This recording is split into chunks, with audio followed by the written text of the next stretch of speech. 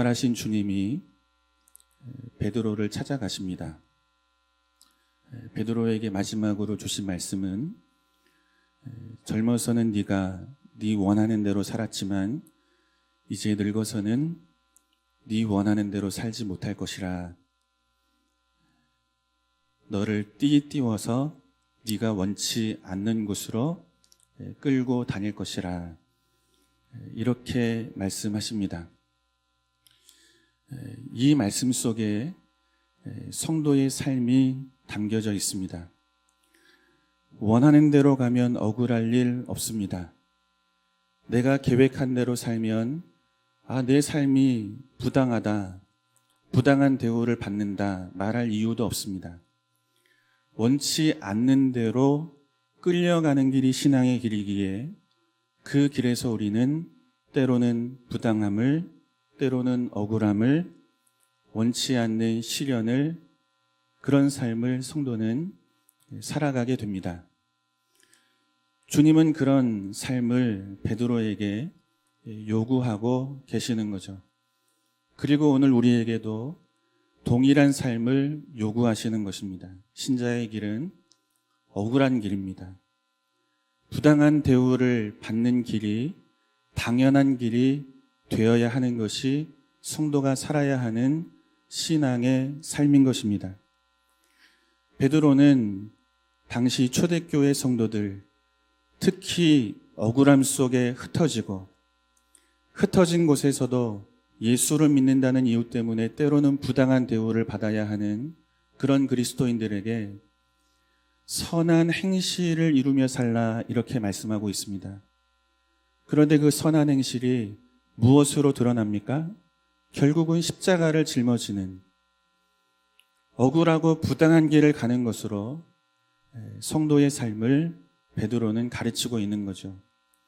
아마 이 베드로서를 쓰면서 부활의 주님을 만났던 그 장면이 베드로에게는 다시 한번 깊이 떠오르는 시간이 아니었을까라는 생각을 하게 됩니다. 주께서 그 길을 가신 거죠.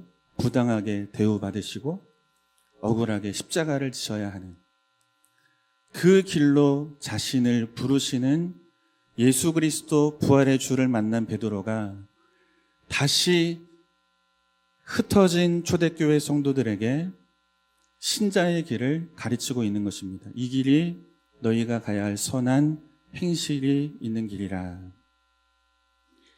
그래서 우리의 삶은 때로는 억울하고 때로는 부당한 것처럼 여겨집니다. 지난주에 우리가 살핀 말씀이 아내들아 남편에게 순종하라입니다. 여러분, 진심으로 우러나와서 남편을 순종하고 계십니까? 말씀이 있기 때문에 그래, 그래도 이 남편에게 순종해야지. 우리 마음에는 용납되지 않지만 그 길을 가는 거예요. 억울하지만 부당한 대우를 받는 것처럼 보이지만. 그런데 기억하라는 거죠. 하나님을 보고 너희도 이 길을 가라는 것입니다. 부당하고 억울한 길, 십자가의 길을 가신 주를 보고 너희도 이 길을 가는 것이라. 그 부당함과 억울함을 당연한 것으로 여기라. 이렇게 권면하고 있는 것입니다. 우리 여성 성도님들의 질문은 여기에 있죠. 왜 우리만 남편을 섬기라 하는가, 순종하라 하는가. 특별히 나를 부당하게 대우하는 그 남편까지도 왜 순종하라고 하나님은 우리에게 말씀하고 계시는가. 이 말씀 앞에서 베드로가 우리에게 주는 교훈은 이 순종의 목적이 복종에 있지 않다는 것입니다. 어디에 있어요? 지난주에 우리가 살폈는데 또 까먹었죠? 매주 해도 될 것 같습니다. 남편에게 순종하라는 목적은 복종에 있지 않아요. 어디에 있어요? 변화에 있는 거예요. 가정을 변화시킬 힘이 누구에게 있다는 거예요? 여성에게 있다는 거예요. 그러니까 베드로의 남편에게 순종하라는 권면은 여성을 비굴하게 만들거나 여성에게 손해보는 일을 강요하는 것이 아니고 여성이 얼마나 위대한 자인지를 베드로는 가르쳐주고 있는 거죠. 당시 시대가 어떤 시대입니까? 생리적으로 남성은 여성에 비해서 우월한 존재로 여기던 시대입니다. 남성은 지배하는 자고 여자는 지배를 받는 존재로 살아가는 시대입니다. 지배를 받으며 살아가도 그것이 내 운명이거니, 그렇게 내 어머니도 살았고 할머니도 살았고 그렇게 살아왔으니 그 운명을, 그 상황과 처지를 그냥 받고 또 이 안에서 다 이렇게 뭐라고 할까요? 소화시키며 살았던 것이 당시 여성들의 삶인 거죠. 그런 시대와 문화 속에서 베드로는 굉장히 큰 울림이 있는 권면을 주고 있는 거예요. 가정을 변화시키는 자는 힘과 권세 있는 남자가 아니고 여자라는 것입니다. 영적인 질서를 새롭게 하고 가정의 도덕적인 질서를 새롭게 하고 믿지 않는 남편을 믿는 자리에 세워가는 자는 여자라는 것입니다. 여성이 위대하다는 것을 남편에게 순종하라. 이 말씀을 통해서 베드로는 교훈하고 있는 거죠. 그래서 남편 앞에 뭐 하라고 가르칩니까? 말로 하지 마라. 말로 하지 마라. 너희의 행실 속에 복음을 담아 하나님의 살아계심이 무엇인지, 그 살아계심 속에 오늘 아내로 살아가는 내 인격과 내 삶이 어떻게 이와 같이 나를 부당하게 대우하는 남편에게까지 순종할 수 있는지 너희의 인격 속에 복음을 담으라. 말로 하지 마라. 이걸 가르치는 거죠. 외모를 단장하지 말라는 거예요. 마음을 단장하는 자가 되라는 것입니다. 여러분, 부당하게 대우하는 남편들, 특별히 예수 믿는 내 믿음에 대해서, 내가 믿는 기독교 신앙에 대해서 부당하게 대우하는 남편들이 있잖아요. 그죠? 왜 맨날 그렇게 교회만 가서 사냐? 그럴 시간 있으면 집안일 좀 돌보고 자식들 좀 잘 건사하고 주일 한 번만 가면 되지 왜 수요일도 가고 금요일도 가고 왜 그렇게 교회만 찾느냐? 그렇게 박해 받으신 분 계시죠? 그렇게 박해를 하시던 분이 또 이 자리에 와서 예배하시는 분들도 계시죠? 그렇게 마음 상하는 말, 부당한 말을 당할 때, 대우를 받을 때 너희의 마음을 온전하게 하라. 그리고 너희의 마음을 안정되게 하라. 그 마음으로 그 부당한 대우를 하는 남편을 사랑하여 순종하라. 그때 뭐가 일어납니까? 변화가 일어난다는 거예요. 순종이 복종이 아니고 순종이 변화를 일으킨다고요. 가정을 변화시키고 믿지 않는 남편을 변화시키는 이 힘이 여성에게 있다. 그렇게 베드로는 가르치고 권면하고 있는 것입니다. 여성들에게 묻겠습니다. 남편에게 잘 순종하시겠습니까? 이래서는 설교가 안 끝나죠. 남편에게 잘 순종하시겠습니까? 그래야 좋은 남편으로 바뀌어요. 그죠? 바뀔 게 많은 모양입니다. 우리 오늘 본문을 다시 한번 읽어보겠습니다. 7절 같이 봐요.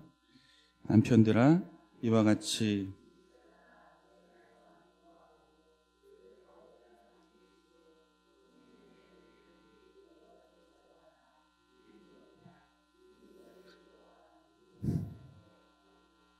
아멘. 우리가 이 말씀 앞에서 첫 번째 살피고자 하는 것은 원리에 관한 것입니다. 원리. 남편이 아내에게 아내를 섬기고 또 아내가 남편을 섬기는 가운데 이 중심에 있는 원리를 우리가 찾아보는 거예요. 남편에 대한 베드로의 권면은 이와 같이라는 말로 시작이 됩니다. 헬라어로 호모이오스라는 단어입니다. 부사인데 이 동사의 뜻을 한정하는 의미로 사용됩니다. 그러니까 남편들아 이와 같이라고 말할 때는 내가 이렇게 하면 아내를 잘 섬기는 거구나 하고 우리는 섬기죠. 그런데 그게 아니라는 거예요. 이와 같이 섬기라는 거예요. 섬김의 내용과 방식을 한정 짓는 단어가 이와 같이 호모이오스라는 단어가 가지고 있는 중요한 의미라는 것입니다. 그런데 우리가 읽지 않았지만 지난주에 살핀 1절의 말씀을 보면 아내들을 향한 베드로의 권면 속에도 이와 같이라는 말씀이 기록되어 있습니다. 아내가 남편을 섬기되 그 섬김도 내 마음대로 하는 것이 아니라는 거죠. 이와 같이 그 내용과 형식과 모양이 한정되어 있다는 것입니다. 그렇다면 남편은 아내를 이와 같이 섬기라 할 때 문맥을 보면 1절에서 6절까지 아내가 남편을 섬기는 것처럼 섬기라는 내용인 거예요. 내 마음대로 아내를 섬기는 것이 아니고 아내가 남편을 어떻게 섬겼는지 1절에서 6절의 내용을 가지고 그와 같이 그 모습으로 한정지어 아내를 섬기라는 거죠. 그렇다면 아내는 이와 같이 하라 할 때 이와 같이라는 것은 무엇을 의미하는가? 무엇을 보고 아내에게 남편을 이와 같이 섬기라 하는가? 22절에서 24절입니다. 베드로전서 2장 22절에서 24절 같이 봅니다. 그는 죄를 범하지 아니하시고 그 입에 거짓도 없으시며 욕을 당하시되 맞대어 욕하지 아니하시고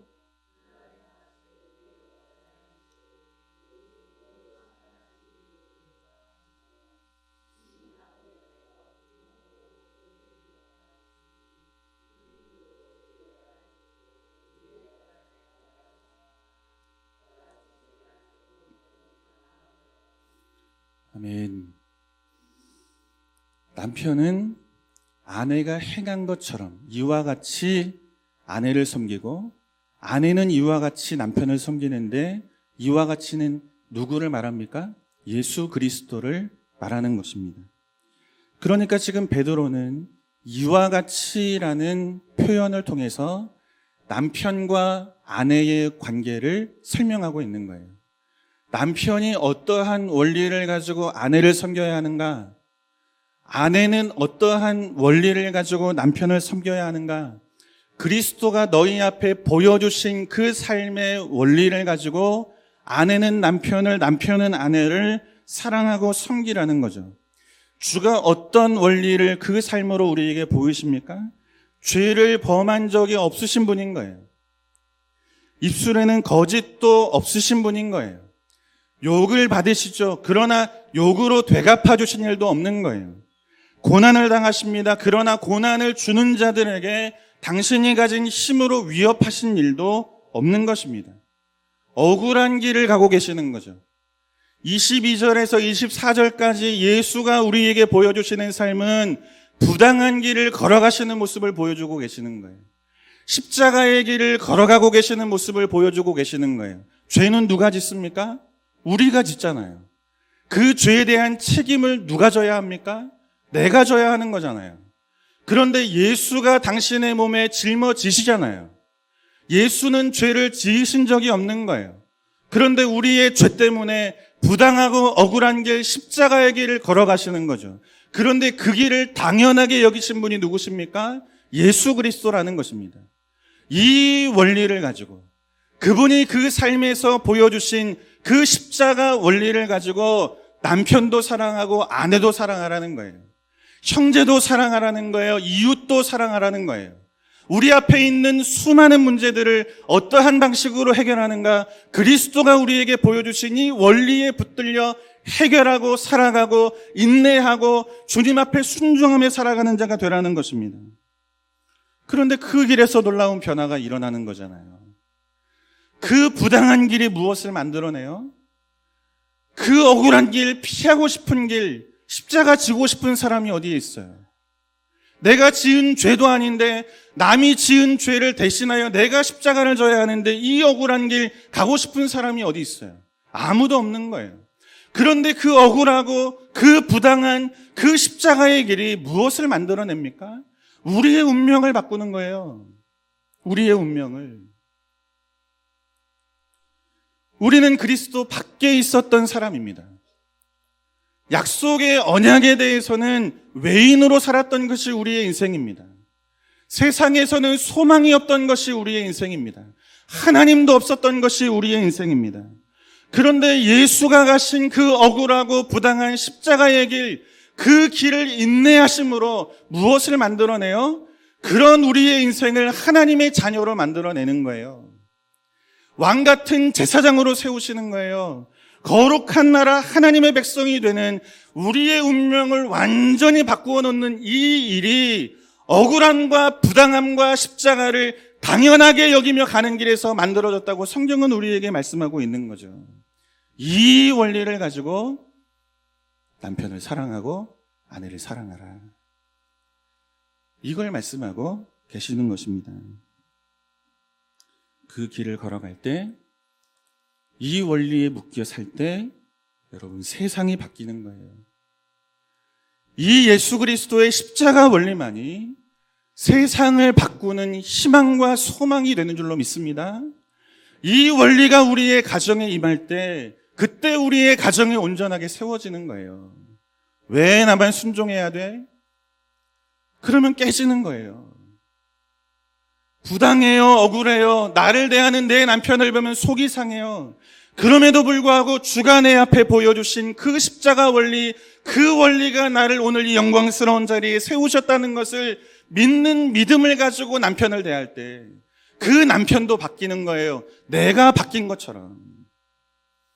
그래서 우리의 가정에는 이 십자가 원리가 채워져야 하는 것입니다. 너희를 부당하게 대하는 까다로운 주인이 있느냐? 그럼에도 그 주인에게 순종하라는 거예요.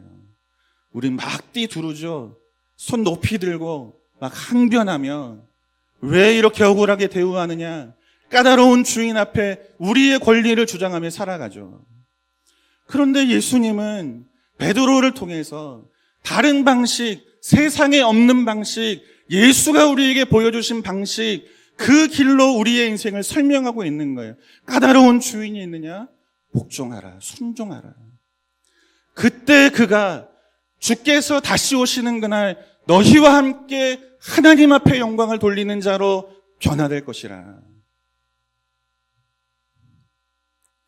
다 안 가시겠다고? 여러분, 이 길 가는 거예요. 예수 믿는 사람은. 여기에서 변화가 만들어지는 거죠. 우리가 변화된 것처럼 운명이.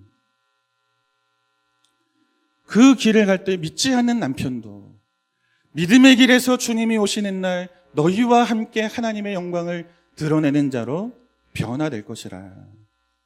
베드로가 이렇게 가르치고 있는 거예요. 어떤 길로 가르칩니까?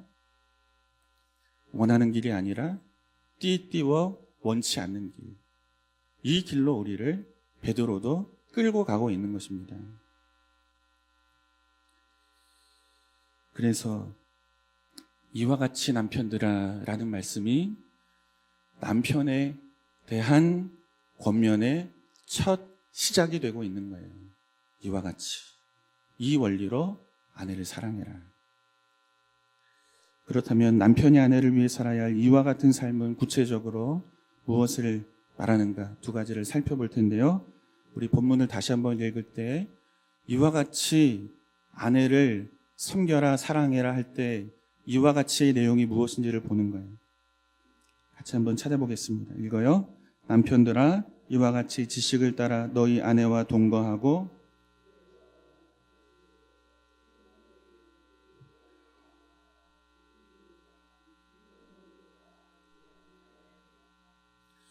베드로가 남편들에게 권하는 가장 중요한 첫 번째는 지식이 있어야 된다는 것입니다. 아내가 어떤 존재인지 아는 지식이 있어야 한다는 거예요. 너와 함께 동거하는 아내가 연약한 그릇이라는 것을 아는 남편이 되라. 남편 여러분, 옆에 계신 아내가 연약한 그릇입니다. 아멘. 저도 참 이 현장에선 잘 이해가 되지 않아요. 저희 집사람 얘기하는 게 아니고, 세월이 지나면 여자분들은 좀 더 세죠.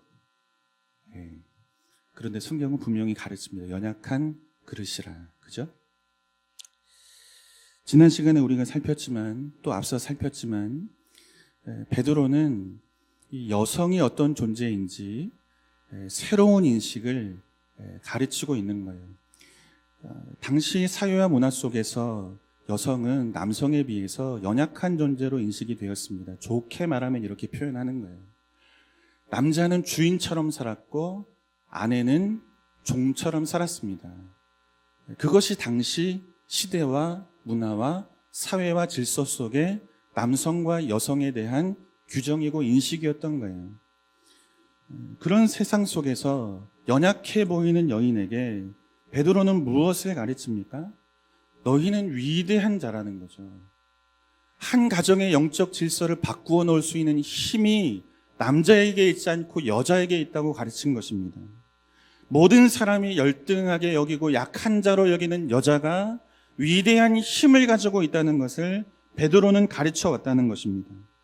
그런데 지금 베드로가 남편들에게 권면하는 거예요. 여자는 연약한 그릇이다. 약하다는 이야기입니까? 여성은 아니면 위대한 힘을 가지고 있는 존재라는 것입니까? 좀 헷갈리죠. 본문이 말하고 있는 이 연약하다라고 하는 말씀의 뜻을 알면 충분히 이해가 됩니다. 여기서 말하는 연약하다는 말은 아스데네스라는 헬라어입니다. 말 그대로 연약하다, 약하다, 힘이 없다. 이런 뜻을 가지고 있어요. 그런데 중요한 것은 육체적 조건에 있어 여성은 남성에 비해 연약한 그릇과 같다는 것입니다. 한 가정의 영적인 질서를 바꾸어낼 수 있는 내적 힘은 여성이 강하다는 거예요. 그러니까 새벽에 나와서 기도하는 사람은 누구밖에 없습니까? 여자들밖에 없어요. 남자들은 안 와요. 왜 안 오는지를 모르겠어요. 스스로 강하다고 생각하니까 안 나오겠죠? 그런데 영적인 힘, 가정을 바꾸는 힘, 도덕적으로, 윤리적으로, 영적으로 우리의 가정과 자녀와 남편을 바꿀 수 있는 힘이 여자들에게 있다는 거예요. 하나님을 의지하는 기도가 있잖아요. 하나님이 이루실 것이라는 믿음의 분명함이 있잖아요. 그 믿음 가지고 기도하는 영적인 힘, 그 내적 힘이 여성들에게 있다는 것입니다. 그런데 육체적으로는 어떻다는 것입니까? 연약한 그릇과 같은 것이 여성이라. 이것을 아는 지식이 남편에게 있어야 한다고 베드로는 가르치고 있는 것입니다. 그러니 아내가 연약한 존재라는 것을 아는 지식을 가지고 육체가 연약한 아내를 배려하라. 이 말씀이 연약한 그릇인 아내를 아는 남편이 되라. 이 말씀이 가지고 있는 의미입니다. 그런데 여러분 가만히 보십시오. 이와 같은 일이 베드로의 권면 한마디로 남성들을 바꿀 수 있겠습니까? 어떤 시대였어요? 남성이 우월한 시대인 거예요. 그런 우월한 시대를 바꾸고 뒤집는 베드로의 권면을 한 번에 받아들일 수 있겠습니까? 그럴 수 없는 거죠. 남성에게 주어진 이 아내를 배려하고 존귀히 여기라는 이 베드로의 권면은 당시 남성들에게는 받아들이기 어려운 권면이라는 것입니다. 그러니 뭐 하라는 거예요? 십자가 원리를 작동시켜라. 그리스도가 너희 앞에 보여주신 억울한 길, 부당한 길, 십자가의 길을 걷는 길, 그 길을 당연히 여기시며 너희의 운명을 바꾸어 너희 인생의 새로운 변화를 만들어내신 것처럼 너희의 가정에 새로운 변화를 만들어내기 위해서라면 주가 보여주신 그 십자가 원리를 가지고 그동안 주인 행세하던 내가, 내 아내를 하인 부리듯 하던 내가 이제는 너와 동일한 인격을 가지고 배려를 받아야 하고 존중히 여기는 아내이라는 것을 예수 그리스도의 모습을 통해서 배우고 그 길을 가라, 이렇게 가르치고 계시는 거죠.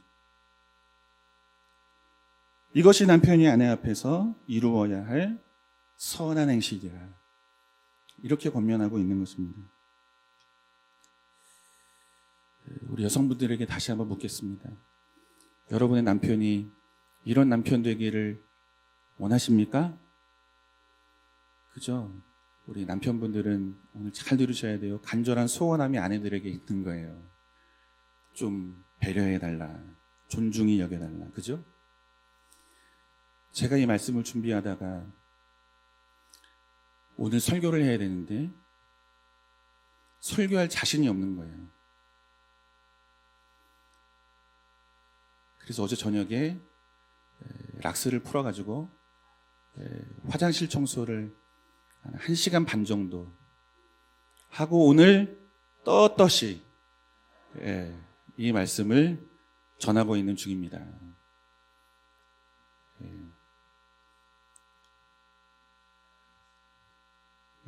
아는 연약한 그릇이에요. 그죠? 그러니까 배려하라. 그죠? 육체적으로 힘든 일 남편이 해라. 이것이 그리스도의 원리, 그분이 우리를 위해 보여주신 그 원리로 아내를 섬기는 일이라. 이걸 가르쳐주고 계시는 거죠. 이제 지난주에 좀 억울함이 좀 풀리시죠? 두 번째, 남편이 아내를 위해 살아야 할 이와 같은 삶은 어떤 삶인가? 우리 본문을 또 읽어보겠습니다. 한번 찾아보세요. 같이 읽어요. 남편들아, 이와 같이 지식을 따라 너희 아내와 동거하고 그를 더 연약한 그릇이요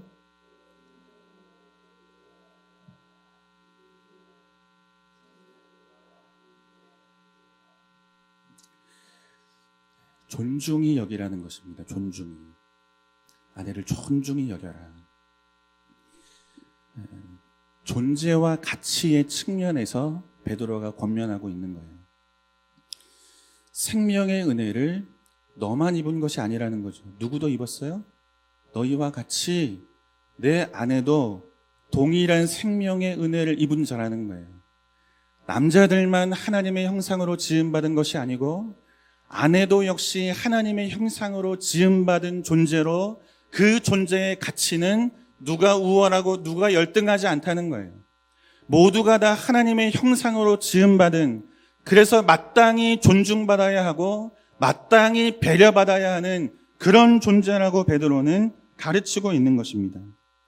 그래서 원어를 보면 쉰클레로노모스라는 헬라어를 사용하고 있어요. 이 단어가 공동 상속자라는 뜻입니다.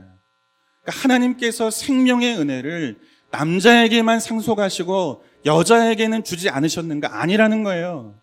생명의 은혜, 하나님의 형상을 닮아 하나님의 자녀로 부름받은 이 상속자 된 이 영광은 남자에게만 주어진 것이 아니고 동일하게 여자에게도 주어졌다고 말씀하고 있는 것입니다. 다르지 않다는 거예요. 존재와 가치의 측면에 있어서 남성과 여성은 동일하다는 것입니다.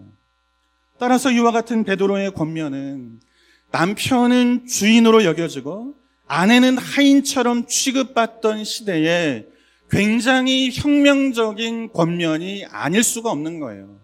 시대를 뒤집어 놓는 권면이잖아요. 남성은 늘 주인이어 살았던 적이 전부입니다.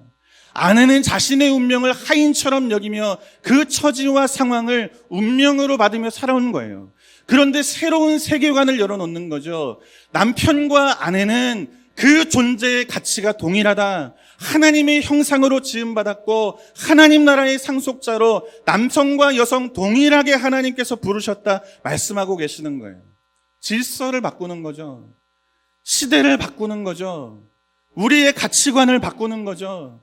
우리의 존재에 대한 새로운 인식을 열어놓는 거죠. 이 길을 요구하고 있는 거죠. 설교를 준비하다 보면 여러 책들을 보게 됩니다. 특별히 신학자들이 쓴 책 중에 서구 신학자들이 쓴 책을 보면 앞페이지에 이 헌정문 같은 것들을 쓰죠. 누구누구에게 이 책을 바치고 하나님께 영광을 돌리고 이제 이런 헌정문을 쓴단 말이에요. 그런데 꼭 빠지지 않고 등장하는 이름이 있습니다. 아내의 이름이 등장해요. 아내의 이름. 그런데 한국 신학자들이 쓴 책을 보면 헌정문에 아내의 이름이 있는 걸 본 적이 없습니다. 문화의 차이죠. 그죠? 문화의 차이인 거예요. 유교 문화권 안에 있는 우리는 그냥 그렇게 사는 거예요. 그런데 서구 문화는 그렇지가 않은 거죠.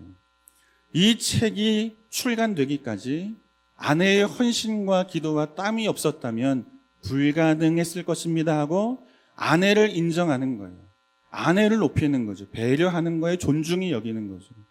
이것이 서구의 사람들이, 남편들이 아내를 대하는 방식인 것입니다. 그런데 한번 생각해 보자고요. 언제부터 이들이 이렇게 살았습니까? 지금 흩어져 있는 그리스도인들이 살아가고 있는 지역이 어디입니까? 소아시아와 유럽 있는데요. 다 서구권입니다. 그 시대의 오랜 역사는 남편은 지배하는 자고 여자는 지배를 받는 자들입니다. 그 문화 속에 살아왔었습니다. 아무도 이 질서를 바꾸고자 했던 사람들이 없는 거예요. 여성들조차 부당한 대우를 받아도 그것을 당연하게 여기며 살아왔던 것입니다. 그 문화가 지금 바뀌는 거죠. 무엇이 이 문화를 바꾸어내는 것입니까? 여러분, 복음이 바꾸어 놓는 것입니다. 당시 남편들에게 베드로가 던지는 권면은 있을 수가 없는 일인 거예요. 사회적으로, 문화적으로 보면. 그런데 베드로는 예수 그리스도의 복음 안에는 너희가 생각하는 있을 수 없는 일보다 더 있을 수 없는 일이 담겨 있다고 가르치고 있는 거죠. 복음 속에 무엇이 담겨 있습니까? 창조주가 피조물을 위해 죽습니다. 있을 수 있는 일입니까? 주인이 하인을 섬기는 것이 있을 수 없는 일인 것처럼, 남편이 아내를 위하여 섬긴다는 것이 불가능한 것처럼, 그러나 창조주 하나님께서 죄인된 인간을 섬긴다는 것은 더 있을 수 없는 일이죠. 죄는 우리가 짓잖아요. 그 죄에 대한 책임을 아들에게 지워 아들을 죽이시는 거예요. 있을 수 없는 일이 복음 안에 담겨 있는 것입니다. 부당한 고난을 당하십니다. 억울한 십자가를 짊어지시는 것입니다. 이것으로 그분이 가신 길에서 생명이 만들어지는 거예요.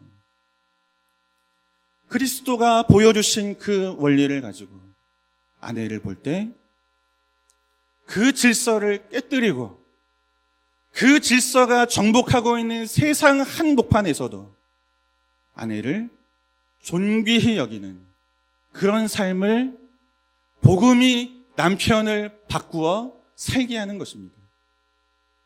아, 하나님이 이렇게 나를 사랑하셨구나. 있을 수 없는 일이 벌어졌구나.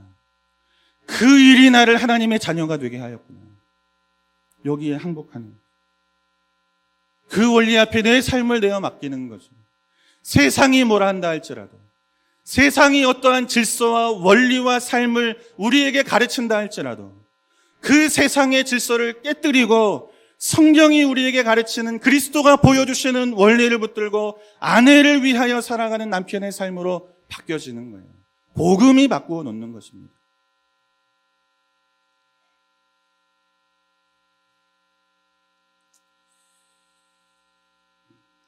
이 은혜가, 이 복음이 남편의 삶을 뒤집어 놓는 거죠. 뒤집어 놓는 거죠. 아내를 위한 십자가의 길을 짊어지는 자로 만들어 놓는 거예요. 여러분, 이런 남편 되기를 주님의 이름으로 축원합니다. 그래서 그런 남편과 그런 아내가 한 가정을 온전히 세워가는 아름다운 믿음의 가정을 세워가는 저와 여러분 되기를 주님의 이름으로 축원합니다. 사랑하는 우리 여성 성도 여러분, 그런 측면에서 남편을 전도해야겠습니까? 그냥 둬야겠습니까? 여러분의 운명이 달려있는 문제예요. 남편을 전도해야겠습니까? 그냥 둬야 되겠습니까? 해야 되죠. 그래야 존중이 여김을 받고 배려를 받으며 사는 거예요. 말씀이 가르치는 대로. 그 복음이 여러분의 남편들을 바꾸어 놓는 거죠. 아직 결혼하지 않은 우리 젊은 자매 여러분, 믿는 자와 만나 결혼해야 되겠습니까? 믿지 않는 자를 만나 결혼해야 되겠습니까? 믿는 자를 만나야 합니다. 할 수만 있으면. 그렇지 않으면 평생 십자가를 짊어지고 끝까지 견디며 이 길을 가야 합니다. 이 각오가 없으면 믿지 않는 남편과 결혼해서는 안 돼요. 너무 힘들기 때문에. 우리 두 딸은 절대 그렇게 믿지 않는 남자들에게 안 보낼 겁니다. 믿지 않는 남편과 살았던 저희 어머니의 삶을 제가 알기 때문에 나를 믿어라 했는데 뭘 믿어요. 우리 어머니 시집 오고 교회 한 번도 못 갔습니다. 그러다 서울로 이사 와서 교회를 다니기 시작하신 거예요. 그 세월이 한 8년, 9년, 거의 한 10년 가까이 지나게 된 거죠. 뭐 하다가 이제 마치겠습니다. 오늘 본문 다시 한번 읽고 우리 선서하듯이 남편들은 읽으시고 함께 마치도록 하겠습니다. 같이 봐요. 남편들아, 이와 같이 지식을 따라 너희 아내와 동거하고 그를 더 연약한 그릇이요 또 생명의 은혜를 함께 이어받은 자로 알아 귀히 여기라. 이는 너희의 기도가 막히지 아니하게 하려 함이라. 아멘. 남편과 아내의 삶에 십자가의 원리만이 가득할 것을 성경은 권면합니다. 억울한 일이 있습니까? 부당한 일이 있습니까? 원치 않는 길로 끌려가는 자리에 하나님이 여러분을 세우십니까? 그걸 당연한 것으로 받으라고 말씀하고 계십니다. 바라기는 하나님의 영광이 저와 여러분의 가정에 충만하여서 저와 여러분의 가정이 그리스도의 십자가의 원리 가운데 세워지는, 그래서 주 안에서 아름답고 행복한 가정 되기를 주님의 이름으로 축원합니다.